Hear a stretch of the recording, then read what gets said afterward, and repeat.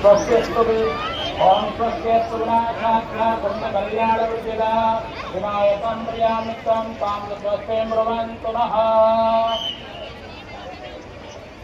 परमाङ्गलमङ्गलदीपपूजना ओम भोदेवदेवरूपस्त्वं सर्वशास्त्रे हविष्यकृता यावत्कर्मसमाप्तेय तावत् त्वं सुष्ठुरो भव देवनारायणाय नमः।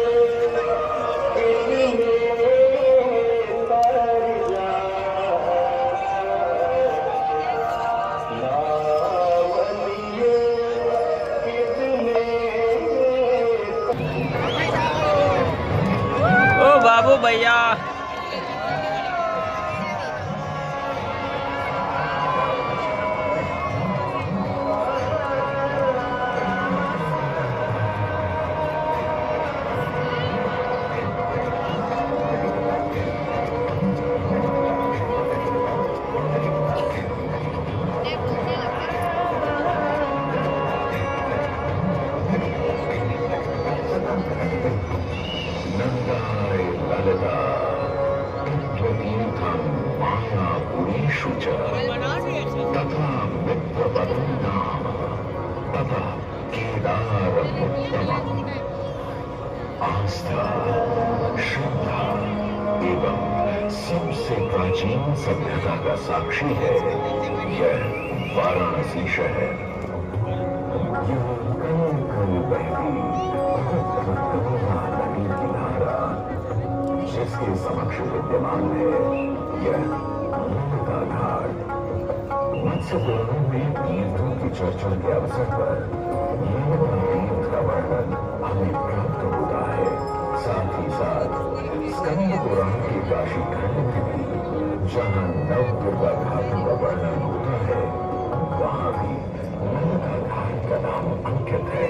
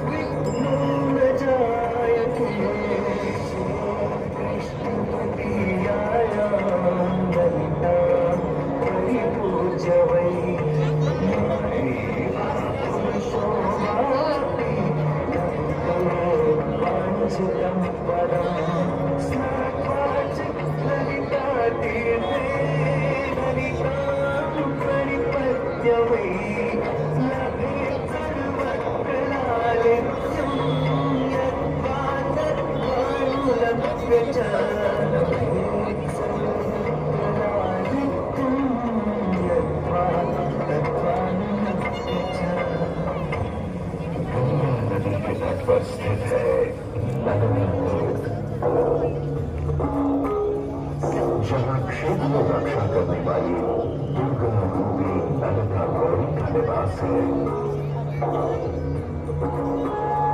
जिनकी सभी श्रद्धालु सर्व प्रकार संपत्ति का पूजा अर्चना करते हैं।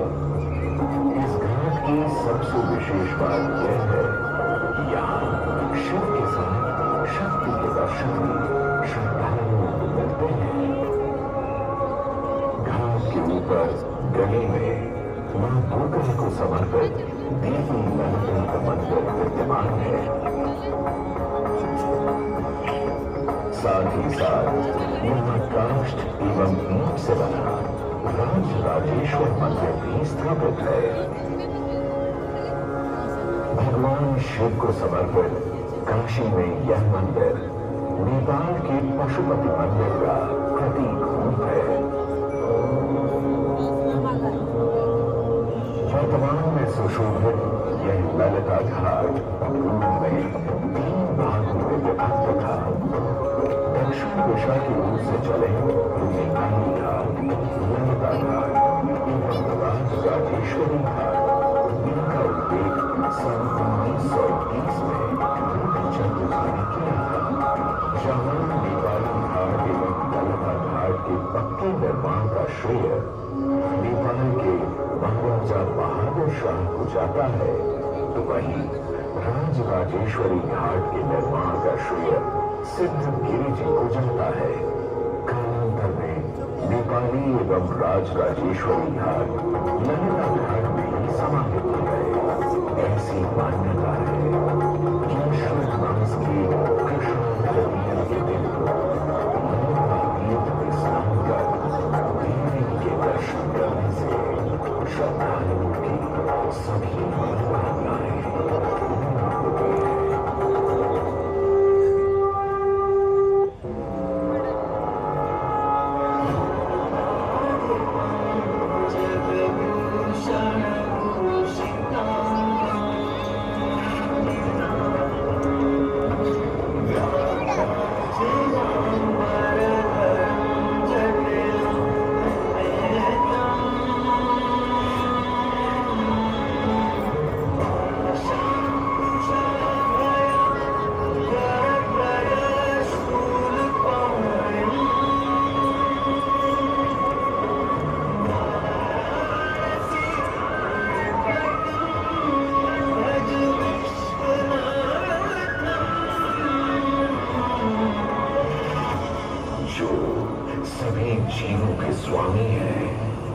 जो सर्वों को आभूषण के रूप में धारण करते हैं, जो बाघ की खाल को सुशोभित करते हैं। सूर्य, चंद्रमा और अग्नि उनके तीन नेत्र हैं तथा वो जटाधारी है।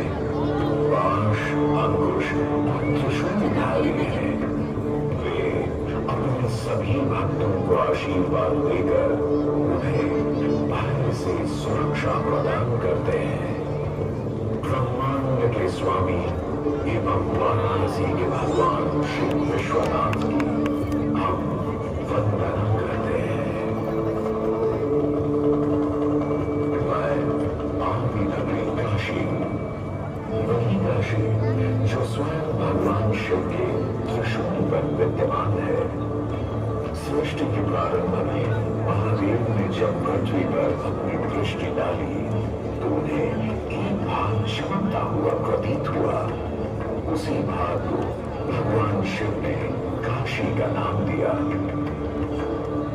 कालांतर में गंगा नदी के तट पर बसी इस काशी नगरी में समय समय पर अनेकों घाट विकसित हुए, जहां श्रद्धालु आकर पूजा अर्चना एवं स्नान किया करते थे।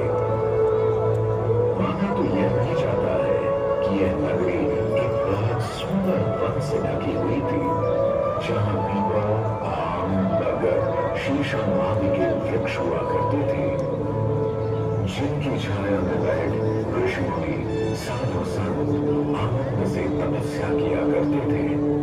इसलिए इस जगह का उल्लेख आनंद वन के नाम से भी किया गया है। जितनी पुरानी काशी नगरी है, उतना ही पुराना यहाँ का काशी विश्वनाथ मंदिर भी है। भगवान शिव को विश्वेश्वर, विश्वनाथ आदि नामों से भी संबोधित किया जाता है, जिनका अर्थ है संपूर्ण विश्व के स्वामी। किंवदंतियों की माने तो सृष्टि के आदि में जब भगवान शिव एवं मां पार्वती पृथ्वी का भ्रमण कर रहे थे, उन्हें यह स्थान बहुत प्रिय लगा। तब मां पार्वती को यहाँ कुछ समय रुकने की इच्छा हुई तो भगवान शिव अपने लिंग रूप में यहीं स्थापित हुए। तभी से 12 ज्योतिर्लिंगों में इस मंदिर को विश्वेश्वर मंदिर के नाम से भी जाना जाने लगा, जहां भगवान शिव और माता पार्वती सदैव वास करते हैं। सदियों से इस पवित्र नगरी ने अनेक ऋषि मुनियों, तपस्वियों, धर्म गुरुओं आदि को अपनी ओर आकर्षित किया है। आदि शंकराचार्य एवं मंडन मिश्र ने इसी मंदिर की प्रांगण में बहुत समय व्यतीत किया। समय बदला, दौर बदला। भारत के स्वर्णिम काल पर विदेशी आक्रांताओं की नजर पड़ी, जिसे वे लूटने एवं सनातन संस्कृति को नष्ट करने के उद्देश्य से यहाँ आए। जब प्रथम बार गौरी ने आक्रमण किया तब पृथ्वीराज चौहान ने उसे पूरी तरह पराजित किया था। अंत में उसने क्षमा मांगी और वचन दिया कि ऐसी गलती दोबारा कभी नहीं होगी। अतः पृथ्वीराज चौहान ने उसे छोड़ दिया। संभवतः यह एक दुर्भाग्यपूर्ण निर्णय था, क्योंकि अंततः गौरी ने पृथ्वीराज चौहान को धोखे से हराया। तत्पश्चात उनके साथ बहुत बुरा व्यवहार किया तथा उनकी दोनों आंखें भी निकाल दी।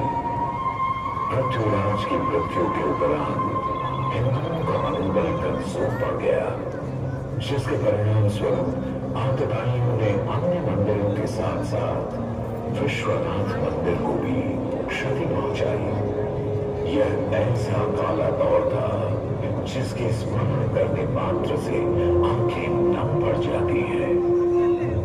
परंतु समय सदा एक सा नहीं रहता और दुख के ये बादल भी सुख में बदलने वाले थे। एक धार्मिक सम्मेलन में राजा टूरमल की भेंट नारायण भट्ट से हुई। नारायण भट्ट एक बहुत धनी व्यक्ति थे। दोनों ही धार्मिक इंसान थे और नित्य प्रति भगवान की पूजा अर्चना करना अपना परम कर्तव्य समझ पहुंचते थे। दोनों ने काशी विश्वनाथ के इस पावन मंदिर का जीर्णोद्धार करवाया और वीरों बड़े खंडहरों में एक नई जान डाल दी। 16वीं सदी में संत तुलसीदास ने यहाँ रामचरितमानस की चौपाई पढ़ा था तथा संत एकनाथ ने भी यहीं पर वारकरी संप्रदाय का महान ग्रंथ श्री एकनाथी भागवत लिखकर पूरा किया था। लगभग 7वीं शताब्दी के मध्य में मराठा शासक मल्हारराव होलकर ने काशी विश्वनाथ मंदिर के पुनर्निर्माण की योजना बनाई। ये कार्य वे तो नहीं कर पाए, परंतु उनकी पुत्रवधू अहिल्या होलकर जी ने इसे सन 1776 से 1778 के बीच पूरा किया।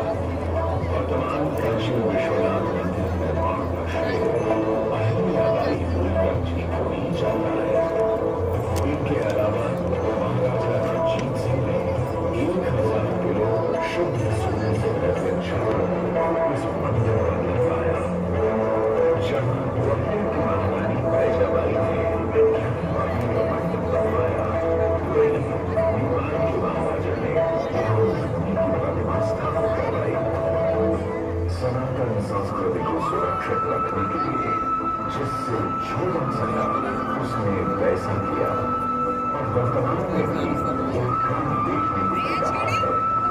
2022 में भारत के प्रधानमंत्री श्री नरेंद्र मोदी जी ने काशी विश्वनाथ मंदिर का जीर्णोद्धार एवं सौंदर्यीकरण करवा इसके स्वर्णिमकाल को फिर से एक बार जीवंत करने का प्रयास किया।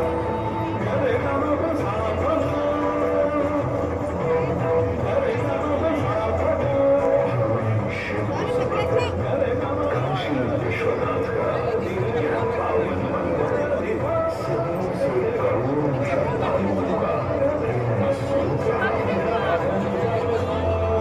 और सदा के लिए रहेगा।